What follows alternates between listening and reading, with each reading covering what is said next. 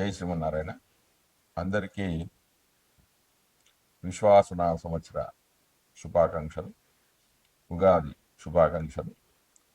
మనం ఇప్పుడు ఈ వీడియోలో రవి మేషరాశిలోకి ప్రవేశించినప్పుడు ద్వాదశ రాశుల వారికి ఫలితాలు ఏ విధంగా ఉంటాయి అనేది ఈ వీడియోలో తెలుసుకుందాం. అంత ప్రాముఖ్యత ఏమిటి అంటే, మేషరాశిలో రవి స్థితి చెందడం అంటే అది రవికి అది ఉచ్చరాశి. అంటే కేవలం మొత్తం 30 డిగ్రీలు కాదు, మొదటి 10 డిగ్రీల్లో మాత్రమే రవి కానీ కుజుడు కానీ మొదటి దృక్కాణంలో మాత్రమే శుభ ఫలితాలు ఇస్తాడు. మిగిలిన దృక్కాణం అంటే 10 డిగ్రీలు. మొదటి దృక్కాణం అంటే 10, రెండవ అంటే మళ్ళీ 10 నుంచి 20, మూడవ దృక్కాణం అంటే 20 నుంచి 30 డిగ్రీలు. రవి కుజుడు మొదటి దృక్కాణంలో ఆ ఫలితాలను ఇస్తాడు. అంటే శుభ ఫలితాలు కానివ్వండి, పాప ఫలితాలు కానీ ప్రభావితం అనేది చేయడం జరుగుతుంది. కాబట్టి ఆ ఫలితాలు ఏ విధంగా ఉంటాయి, ద్వాదశ రాశుల వారికి ఫలితాలు ఏ విధంగా ఉంటాయి అనేది మనం ఇప్పుడు ఈ వీడియోలో తెలుసుకుందాం. ఆపదాపహర్తారం ధాతారం సర్వసంపదాం లోకాభిరామం శ్రీరామం భూజో భూజో నమామ్యహం. జ్ఞానానందమయం దేవం నిర్మలాస్ఫటికాక్తం ఆధారం సర్వవిద్యానాం హయగ్రీవ ఉపాస్మి. మనం ఇప్పుడు ఈ వీడియోలో రవి మేషరాశిలోనికి ప్రవేశించినప్పుడు ద్వాదశ రాశుల వారి యొక్క గోచార ఫలితాలు ఏ విధంగా ఉంటాయి అనేది ఈ వీడియోలో తెలుసుకుందాం. అంత ప్రాముఖ్యత ఏంటంటే, మేషరాశిలో రవికి అది ఉచ్చస్థానం. అంటే మొదటి 10 డిగ్రీలు మాత్రమంటే ఒక్కొక్క డిగ్రీ అంటే ఒక్క రాశిలో మొత్తం ఒక నెల రోజులు ఉంటాడు. అంటే దాదాపుగా 10 నుంచి 12 రోజులు మాత్రమే ప్రభావాలన్నీ, ఇప్పుడు నేను చెప్పబోయే 10-12 రోజులు మాత్రమే ప్రభావాలన్నీ ఎక్కువగా ఉంటాయి. మిగతా దాని తర్వాత సాధారణంగా ఉంటాయి. ఆ ఫలితాలు ఏ విధంగా ఉంటాయి అనేది మనం ఈ వీడియోలో తెలుసుకుందాం. ముందుగా అసలు రవి కారకత్వాలు ఏంటి, రవి యొక్క స్వభావం ఏంటి అంటే, చేతశుద్ధి రమాభి మాన జనకాత్మజారోగ్యదా శక్తిధి కార్యోజాంసి కటు ప్రభావ దహన ఉష్ణోకృతు మర్తప రాజ్యం రక్త పటు చతుష్పాదుతనే ముక్తాఖ పోవృద్ధత ఓమేక్ష శుచిరక్త కంటక తరు జ్ఞానోదయ భారవే. అంటే ఇది భావమంజరి 42వ శ్లోకంలో చెప్పారు. ఏమిటి అంటే, ఇతరులకు అపకారం కోరని మనశుద్ధి, ఇతరులకు ఎప్పుడు కూడా చెడు చేయడు. అంటే రవి బలంగా ఉన్నవాడు. ధన ప్రాధాన్యం అధికమైన ఆత్మాభిమానం ఉంటుంది. ఆత్మాభిమానం, సెల్ఫ్ కాన్ఫిడెన్స్ అనేది ఎక్కువగా ఉంటుంది. తండ్రికి కారకుడు ఆత్మ, తన మీద తనకు నమ్మకం, ఆరోగ్యానికి కూడా కారకుడు. అంటే రవి మంచి స్థానంలో ఉన్న వారికి ఆరోగ్యం చాలా బాగుంటుంది. బుద్ధి బలం ఉంటుంది. బుద్ధి బలం, కార్యనిర్వహణ శక్తి ఉంటుంది. ఓజస్సు, కటువుగా ప్రవర్తించడం. కారం అంటే మిరియాల కారానికి రవి, మిరపకాయ కారానికి కుజుడు కారకుడు. ఇతరులపై ప్రభావం చూపగలడం. అగ్నిశక్తి, ఉష్ణశక్తి అంటే ఆరోగ్యకరమైన ఉష్ణశక్తికి రవి అయితే దాన్ని, ఆ వేడిని అధికంగా చేయడానికి కుజుడు కారకుడు.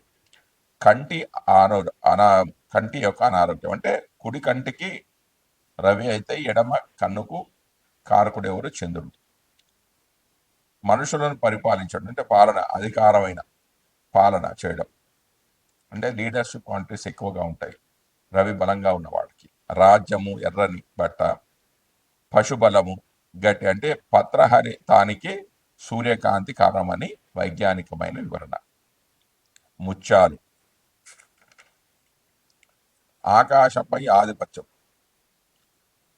పెద్ద మనిషిగా వ్యవహరించడం అంటే పైకి చూడడం. అంటే తప్పు చేసిన వాడు అధైర్యవంతుడు, కిందికి చూస్తాడు. గర్వం కలవాడు పై చూపులు అనేవి చూస్తాడు. అధికమైన ఆత్మాభిమానానికి, విశ్వాసానికి కారకుడు.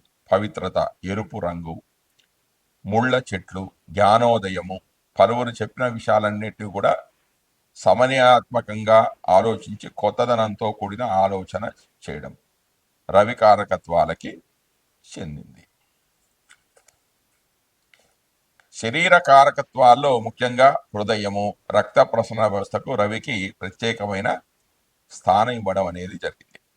అంతేకాకుండా ఆధ్యాత్మిక అంశాలలో శరీరం ఏర్పడడానికి మూలభూతమైన ఆత్మకారకం రవికి ఆపాదించడం జరిగింది. నిరంతరం తన చుట్టూ అన్ని గ్రహాలను అంటే అన్ని వ్యవస్థలను తిప్పుకుంటూ వాటికి కావలసిన పోషణను అందిస్తూ తాను జ్వలిస్తూ వెలుగుతూ ప్రాణభూతమైన రవి ఆత్మకారకుడిగాను శరీరంలో హృదయ కారకుడిగాను నిర్దేశించడంలో ఔన్నత్యం అనేది కనిపిస్తుంది. హృదయం ఆగిన, ఆత్మ వెళ్ళిపోయిన శరీరం అనేది మరణిస్తుంది, చైతన్య హీనము అవుతుంది, అన్ని రకాల వ్యవస్థలు వెంటనే నాశనం అవుతాయి. అందుకే రవి అన్నిటికీ కూడా కేంద్రం. హృదయం కేంద్రం కావడం కూడా అటువంటిదే. అందువల్ల హృదయ కారకత్వం రవికి ఇచ్చినట్లుగానే హృదయ సంబంధమైన రోగాలకు, ఆత్మీయత లోపాలకు కూడా రవి కారకుడు అవుతాడు. ఎవరికైతే రవి పాపస్థానంలో ఉంటే వాళ్ళకి గుండెకు సంబంధించిన వ్యాధులు, ఆత్మీయత లోపాలకు అంటే బంధుత్వాలు లేకపోవడం, వారితో సరైన సంబంధాలు లేకపోవడం లాంటివి కూడా జరిగే అవకాశాలు ఉన్నాయి. ఈ ఆత్మీయత లోపాలకు కూడా రవి కారకుడు అవుతాడు. ఈ విధంగా కారకత్వాల నిర్దేశం జరుగుతుంది. ఏది లేకుంటే శరీరంలో మనుగడ లేదో అది రవికి సంబంధించింది. ఏ వ్యవస్థ జననం నుండి మరణం వరకు ఆగిపోకుండా పని చేయాలో దానికి సంబంధించిన అంశాలన్నీ రవికి ప్రతీకలవుతాయి. ఇక్కడ రవి ప్రత్యక్ష ప్రభావం కన్నా పరోక్ష ప్రభావం అనేది అధికంగా ఉంటుంది. ఇక ముఖ్యమైన విషయంలోకి వస్తే గోచార ఫలితాల్లో చూస్తే రవి 3, 6, 10, 11 రాసుల్లో సంచరించే సమయంలో మాత్రమే శుభ ఫలితాలను ఇస్తాడు.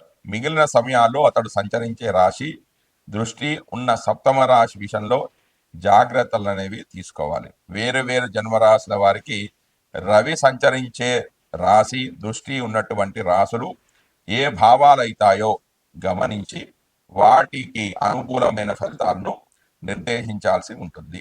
రవి గోచారంలో వ్యతిరేకంగా ఉన్న సమయంలో అంటే అనుకూలంగా లేకపోతే ఈ 3, 6, 10, 11 స్థానాలు కాకుండా మిగతా స్థానాల్లో ఉన్నట్లయితే జాతకుడు ఎలాంటి ఫలితాలు పొందుతాడు అంటే అధికార ప్రభుత్వ సంబంధమైన సమస్యలు రావడం, అనారోగ్య లోపాలకు, మానసికమైన ఒత్తిళ్లకు అధికమైన అవకాశం అనేది ఏర్పడుతూ ఉంటుంది.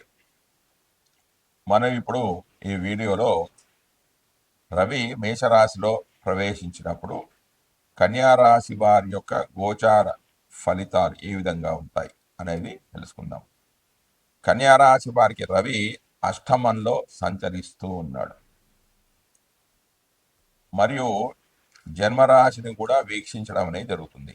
కాబట్టి రవి ఈ రాశి వారికి ఎక్కువగా అశుభ ఫలితాలే ఎక్కువగా కలుగుతూ ఉంటాయి.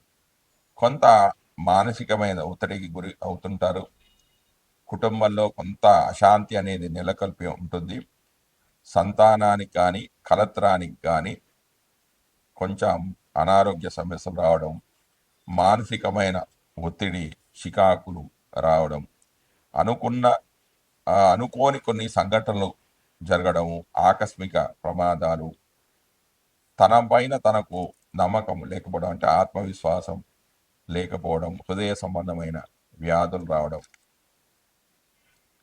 ఇది అంటే ఆలోచనకు సంబంధించిన స్థానం కాబట్టి సరైన ఆలోచనలు కూడా రాకపోవడం లాంటివి జరుగుతూ ఉంటాయి.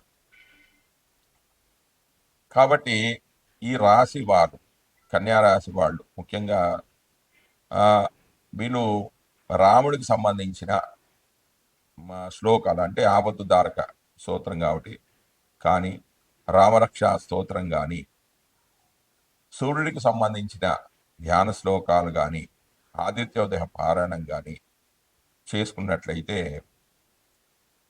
రవి యొక్క అశుభ ఫలితాలు అనేవి కొంతవరకు తగ్గిపోయి శుభ ఫలితాలు అనేవి కలిగే అవకాశాలు ఉన్నాయి. జయసింహనారాయణ. నేను ఇప్పుడు చెప్పబోయేది రెమెడీస్. అంటే ఎవరి జాతకంలో అయితే సూర్యుడు బలహీనంగా ఉంటాడో వాళ్ళు చేసుకోవాల్సిన పరిహారాలు ఏంటంటే శాంతి స్థానం. అంటే సూర్యుడు అశుభంగా ఉన్నప్పుడు అభిష్ట కార్యాలు సిద్ధించడానికై కాశ్మీర కేసరం అంటే కుంకుమ పువ్వు, ఎస్టి మధుకము, పద్మకం అంటే హిమాలయమున పుట్టు దుర్లభ జాతి వృక్షము, యాలకులు, మనశిల అంటే మనశిల అనియు అందరు దీన్నే మనశిల అంటే మనిషిల అని అంటారు. ఇది పేరుడు పదార్థాలు వాడతారు. వట్టివేళ్ళు, వసంత దూతి అంటే శృంగవల్లి పాటల అని దీనికి ఇంకో పేరుంది ఇది. మరియు దేవదారు వృక్షాల యొక్క చెక్క, ఇవన్నీ కూడా స్థాన జలంతో అంటే నీళ్ళలో స్థాన జలంతో కలిపి నీళ్ళలో వేసుకొని స్నానం చేస్తే సూర్యుడికి సంబంధించిన దోషాలు అనేవి పరిష్కారం అవుతాయి. అంతేకాకుండా పురాణ శ్లోకాలు ఉన్నాయి. ఏంటి? జపాకుస్మ సంకాశం కాశ్యపేయ మహాదుతం తమోరం సర్వపాపగ్నం ప్రదోష దివాకరం. ఈ మంత్రాన్ని కానీ వైశిష్ఠుడు రాముడికి ఉపదేశించిన ఆదిత్య హృదయ పారాయణ కానీ చేసుకున్నట్టయితే రవికి సంబంధించిన దోషాలన్నీ కూడా తొలగిపోయి రవి శుభ ఫలితాలను ఇవ్వడం జరుగుతుంది. జయ శ్రీమన్నారాయణ.